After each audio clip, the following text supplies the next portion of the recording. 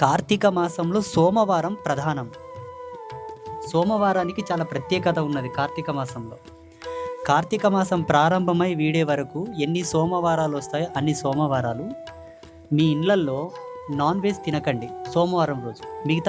మిగతా వారాలు మీ అఫీషియల్. అది ఫస్ట్ పాయింట్.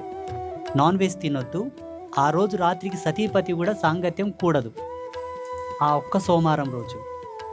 సోమవారం కార్తీక మాసంలో వచ్చే ప్రతి సోమవారం కూడా ఇండ్లు శుభ్రపరచుకొని కల్లాపు చల్లుకొని చక్కగా పూజ చేసుకొని ఇంట్లో పాలు పొంగిచ్చి గుమ్మాని కొబ్బరికాయ కొట్టిన తర్వాతనే ఏదైనా పని ప్రారంభం చేయండి. ఇది చాలు.